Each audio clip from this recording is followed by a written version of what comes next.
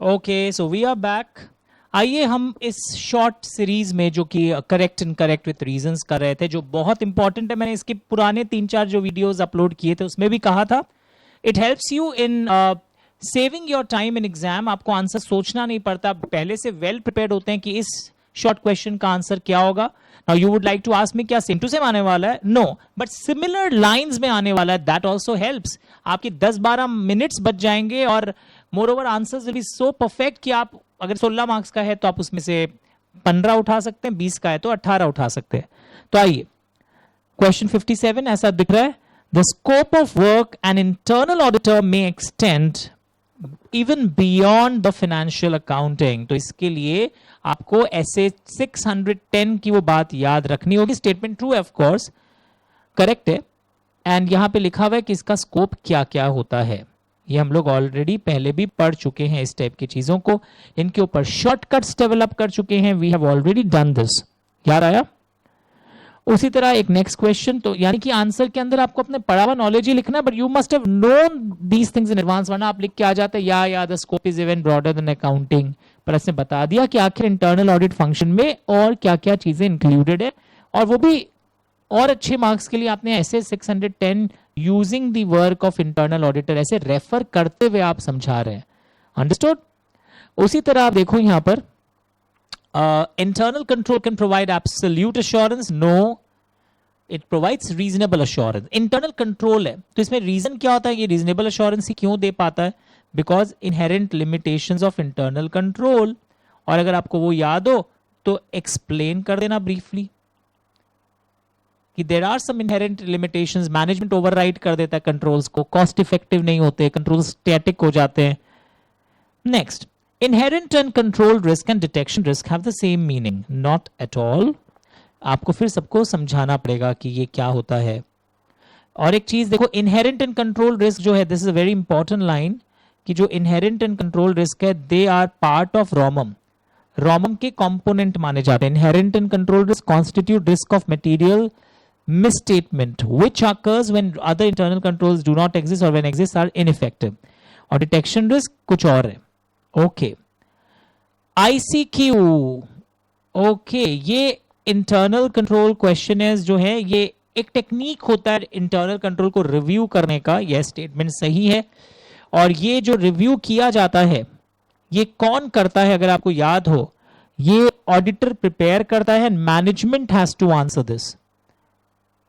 Answer set of questions designed by auditor, answered by the management, ताकि कहां कहां weakness है पता चलता है। आंसर में मिसिंग था, एक बार चेक कर लेते हैं हम लोग इसी लाइन को फिर से, कि आईसीक्यू को basically who is evaluating ICQ और चेकलिस्ट का एक डिफरेंस होता है। तो we would like to see कि क्या डिफरेंस है। एक बार पॉज करिएगा। So ICQ is answered by the management. लोग इसमें कंफ्यूज हो जाते। Checklist is answered by auditing staff, और आईसीक्यू में बहुत सारे एरियाज को कवर किया जाता है, तो is a comprehensive series of questions. तो ये भी अपने आप में एक एमसीक्यू बन सकता है, so you have to be very very careful.